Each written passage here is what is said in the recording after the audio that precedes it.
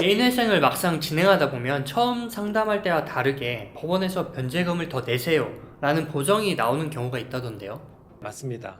개인회생을 진행하다 보면 처음에 상담했던 것과 다르게 변제금이 더 올라가는 경우가 자주 있거든요. 애초에 채무자가 정보를 잘못 알려줘서 변제금이 올라가는 경우도 있고, 후발적인 사유로 변제금이 올라가는 경우도 있고, 반대로 법원에서 변제금 상승을 요구했지만 거기에 반드시 따라야 하는 것도 아닙니다. 가장 흔한 경우는 무엇인가요? 가장 흔한 경우는 자기의 소득을 잘 몰랐던 경우가 있겠죠. 예를 들어서 어떤 개인 사업자가 있는데 자기의 소득이 200만 원이라고 얘기를 해주신 거죠. 근데 개인 사업자나 보험 설계사 같은 영업하시는 분들은 굉장히 바쁘게 영업을 하고 돈을 벌고 나가고 이체 내역이 많다 보니까 자기도 자기의 정확한 소득을 잘 모르시는 경우가 많거든요. 진행하면서 자료를 보니까 지난 1년간 이분이 총 벌어들인 매출이 1억인데 지출한 비용은 7천만 원이다. 그러면 이익이 3천만 원 나왔다고 볼 수 있잖아요. 요거 나누기 12개월 하면 한 달에 250만 원 버신 거죠. 그러면 처음에는 200 빼기 1인 생계비 154만 원 하면 한 달에 46만 원 변제금을 내는구나, 이렇게 이해를 했는데, 진행하다 보면 갑자기 소득 250만 원 빼기 1인 생계비 154만 원, 한 달에 96만 원으로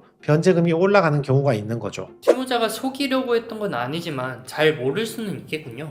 이거 사실 정확히 아는 사람이 더 적습니다. 개인 사업자 같은 경우는 내가 버는 돈 있잖아요. 매출에서 비용을 빼야겠죠. 월세 내는 거, 그리고 우리 장사에 필요한 물건을 사오는 돈, 알바들 월급 준 거, 이런 거 다 빼고 남는 게 나의 소득이 되는 것이고, 월급 받는 사람들 같은 경우에는 내가 받는 월급, 기본급뿐만 아니라 추가 수당, 상여, 보너스, 인센티브 이런 거 전부 다 포함해서 그 돈이 나의 소득이 되는 것입니다. 단 세전 금액이 아니고 내가 실제로 받는 돈 있잖아요. 그 돈을 기준으로 합니다. 다음은 어떤 경우인가요? 그 다음 경우는 현금으로 출금해서 썼는데 사용처를 소명을 못하는 경우입니다. 법원에서는 그 현금 출금한 거 계좌 내역 보니까 현금으로 300만원, 300만원, 500만원 출금해서 썼던데 그 돈 어디에 썼습니까? 무조건 물어보거든요. 요거 소명 못하면 변제금이 올라갈 수 있습니다. 설명 못하면 바로 문제가 생기나요? 그렇습니다. 예를 들어서 1년간 통장 거래 내역을 살펴봤더니 이 채무자가 현금으로 출금한 돈이 3,600만 원 있는 겁니다. 법원이 사용처를 물어봤는데 무슨 사업 경비 쓴 거, 생활비 쓴 거, 영수증이 다 나와. 그러면 상관이 없지. 근데 굳이 왜 현금을 출금해서 썼을까요? 그냥 체크카드 써도 되는데 왜 굳이 현금을 출금해서 썼을까? 대체로 보면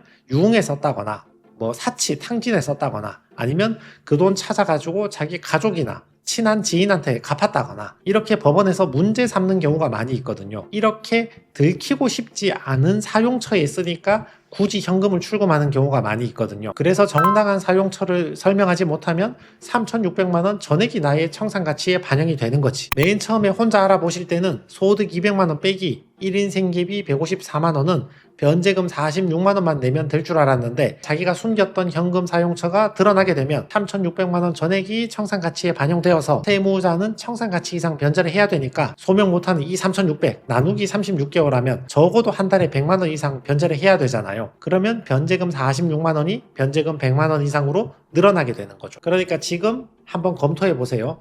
내 계좌에서 현금으로 출금한 금액이 많은가, 또는 가족이나 특정한 지인한테 계속적으로 돈을 보내준 금액이 많은가, 또는 현금으로 썼다고 주장할 경우에는 그때그때 업체에서 영수증 받아서 최소한의 소명 자료는 있는가, 이런 부분을 검토해 보시고 상담 때에도 꼭 말씀을 주시기 바랍니다. 그럼 소득이 작으면 무조건 변제금을 줄일 수 있겠네요. 이거는 반은 맞고 반은 틀린 얘기거든요. 법원은 가짜 소득이 아닌지 의심부터 합니다. 예를 들어서 어떤 30대의 채무자가 있는데 건강에 아무 문제가 없어. 뭐 어떤 진단서나 소견서 같은 게 나온 것도 없어. 그리고 특별한 사유도 없는데 월급을 160만 원 받는다고 개인회생을 신청한 겁니다. 이 경우에 법원은 왜 이렇게 소득이 낮은지 소명을 하라고 시키거든요. 법원이 내심하고 싶은 말은 채무자님, 당신이 개인회생을 안 했어도 이 돈 받고 월급 받고 일했겠는가, 이게 물어보고 싶은 거겠죠. 월급이 작은 정당한 이유를 설명 못하면요? 그러면 변제금이 올라가는 것입니다. 내가 160만 원 버니까 1인 생계비 154만 원 빼고 한 달에 6만 원만 변제하면 되겠지, 이렇게 생각을 하고 계시지만 법원이 볼 때는 160만 원에 취직한 건 맞아. 실제로 일은 하고 있는데 왜 그렇게 낮은 소득인지 딱히 소명을 못 하는 거야. 뭐 아프다거나 무슨 뭐 특별한 이유가 없어. 그런 경우에는 변제금 낮추려고 수를 쓰는구나, 이렇게 생각을 하고 생계비까지 낮춰버립니다. 그러니까 160 빼기 한 달 생계비 100만 원만 쓰세요. 한 달에 60만 원 변제하시기 바랍니다. 이렇게 결론을 내리는 거죠. 심지어 허위 소득이라고 판단이 되면 그냥 기각 처리를 해버릴 수도 있습니다.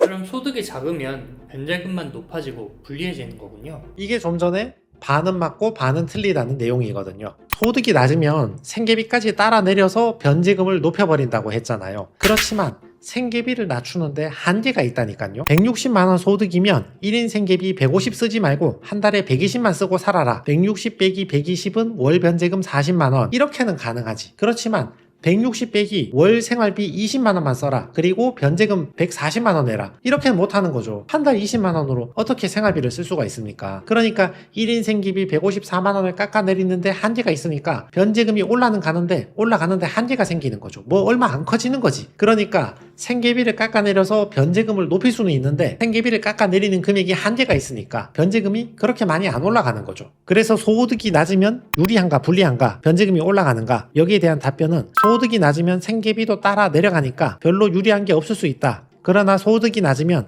생계비 깎아내리는 것도 한계가 있으니까 변제금이 올라가도 얼마 안 올라간다. 전반적인 변제금은 낮다. 그렇지만 허위소득으로 판명이 난다면 기각이 되어버릴 수도 있다. 그런데 인가가 난 다음에, 그러니까 재판이 사실상 끝난 다음에도 변제금이 올라가는 경우가 있나요? 그렇습니다. 재판 다 끝났는데 그 다음에 변제금이 올라가는 경우도 있거든요. 대표적인 예시가 조건부 인가가 되겠죠. 법원이 볼 때 당신이 제출한 소득 자료를 가지고 크게 믿기는 힘든데 일단 인가는 내려주겠다. 통과는 시켜줄 건데 해마다 계좌 내역하고 소득 내역을 보고를 하시고 소득이 올라가면 더 변제한다는 것을 조건으로 인가를 내려주겠다. 이런 취지이거든요. 그러니까 개인회생을 통과할 때는 소득 200만원에 1인 생계비 154만원 빼고 월 변제금 46만원으로 통과를 했는데 나중에 소득이 300으로 올라간 거지. 그러면 소득 100만원 올라간 만큼 변제금을 더 납부하는 것으로 변제 계획안이 변경이 됩니다. 그럼 어떤 사건에서 이런 조건부 인가가 잘 나오나요? 법원이 볼 때 현재보다 나중에 소득이 증가할 가능성이 높다. 이런 경우에 조건부 인가가 잘 나오거든요. 예를 들면 4대 보험도 없이 그냥 현금 받는 일 한다는 분이 있죠. 뭐 어떤 개인적 사정으로 인해서 사장님이 4대 보험은 안 들어주고 그냥 돈 봉투에 돈을 담아서 이렇게 준다. 이런 분들 나중에 소득이 더 높아질 가능성이 있다고 보는 거죠. 그리고 방금 예시처럼 소득이 지나치게 낮은 분들, 최저시급 근처이거나 그에도 미치지 못하는 분들, 이런 분들도 재판 통과 후에 소득이 상승할 가능성이 있다고 보는 거죠. 그리고 채무자와 비슷한 업종에 일하고 비슷한 경력을 가지고 있는 사람하고 비교해서 채무자 소득이 현저히 낮은 경우에는 나중에 소득이 올라갈 수 있다고 보는 거죠.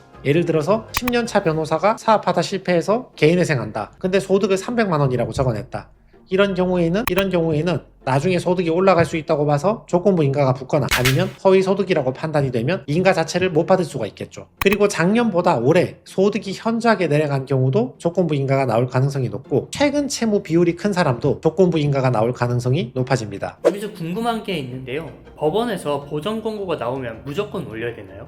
그건 아니고요. 여기서 구분을 좀 해봐야 됩니다. 예를 들어서 실제 소득을 확인해 본 결과 이 사람이 주장했던 것보다 실제로 소득이 더 높다. 그리고 현금으로 출금해서 썼는데 사용처를 소명을 못한다. 그리고 조건부 인가를 받았는데 나중에 소득이 올랐다. 이런 경우에는 거의 변제금이 올라간다고 보셔야 되죠. 반면에 법원에서 요구하는 기준을 전부 맞춰줬는데 법원에서 특별한 이유를 제시하지 못하면서 단순히 그냥 변제율이 낮아 보인다는 식의 보정 권고를 내린다거나 채권자가 이의 신청을 했는데 그냥 변제율이 적다고 이의 신청을 했다거나 법원에서 특별한 근거를 제시하지 않고 변제 기간을 늘리라거나 금액을 올리라고 보정 권고를 내리는 경우, 이런 경우에는 아무리 법원에 보정 권고라 하더라도 의견서를 내고 더 이상 변제금을 올릴 수 없다. 이렇게 다퉈볼 수 있는 거죠. 개인회생 진행 중 변제금 인상 문제로 고민 중이시라면 막연히 불안해하기보다 왜 그런 보정이 나왔는지부터 정확히 확인해 보는 게 낫겠군요. 그렇습니다.